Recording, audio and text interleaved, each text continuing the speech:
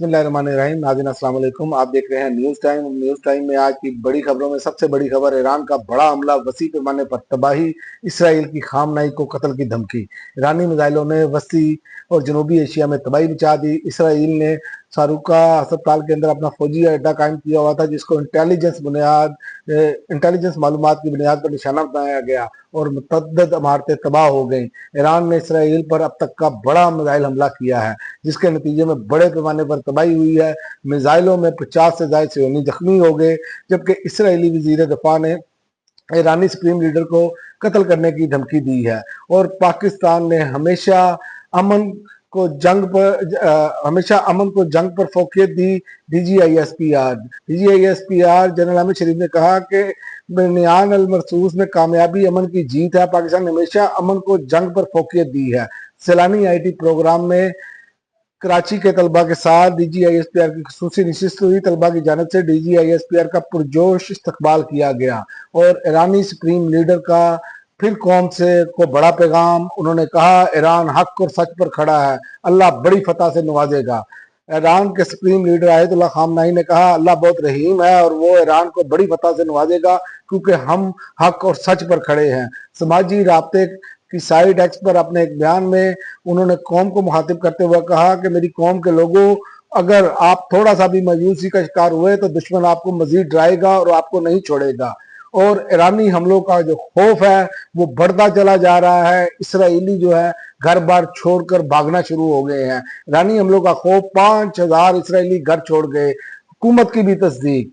Iran और Israel के दरमियान कशीदगी के बाद अब तक 5000 से ज्यादा यहूदी अपने घर छोड़कर चले गए हैं। बैनुल अक़वामी मीडिया रिपोर्ट के मुताबिक ईरान के खिलाफ जंग शुरू होने के बाद इसराइल में रहने वाले बहुत ज्यादा खौफजदा हैं और अब अपने मुल्क से दीगर ममालिक मुंतकिल होने की कोशिश कर रहे हैं।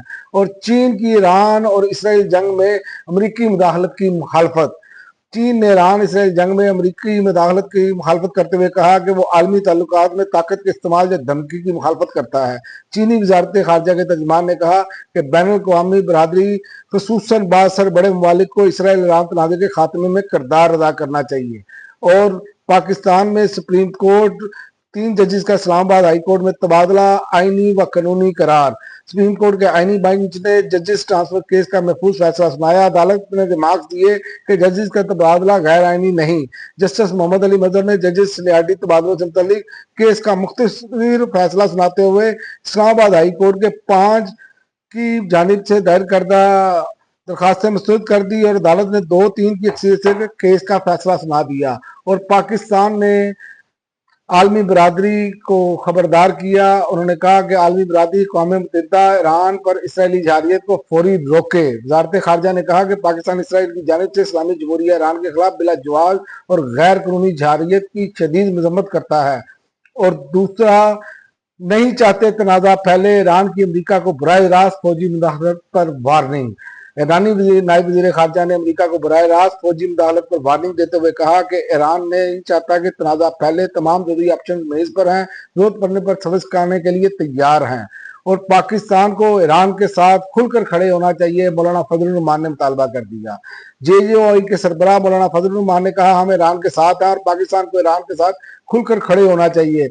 हमें खुलकर गजा का साथ देना चाहिए। लुबनान, इराक, शाम और अब ईरान पर हमले हो चुके, अगली बारी पाकिस्तान की है। कौमी असम्बली से इज़हार ख्याल करते हुए उन्होंने कहा, ट्रंप और आर्मी चीफ की मुलाकात में क्या हुआ पता नहीं। और इसके अलावा असला की बरामदगी, अली अमीन के नाकाबिले जमानत वारंट गिरफ्तारी मुअत्तल। असला व शराब बरामदगी केस में वज़ीर आला खैबर पख्तूनख्वा अली अमीन गंडापुर के नाकाबिले जमानत वारंट गिरफ्तारी मुअत्तल कर दिए गए हैं।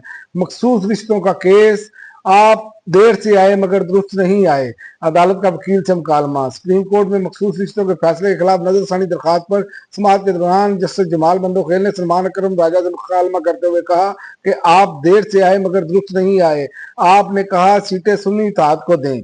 और नैब कोहिस्तान करप्शन स्कैंडल में आजम स्वाति भी तलब। कोहिस्तान करप्शन स्कैंडल में नैब ने आजम स्वाति को 23 जून को तलब कर लिया। कोहिस्तान करप्शन स्कैंडल में तहरीक इंसाफ के रहनुमा, साबिक सेनेटर, साबिक वफाकी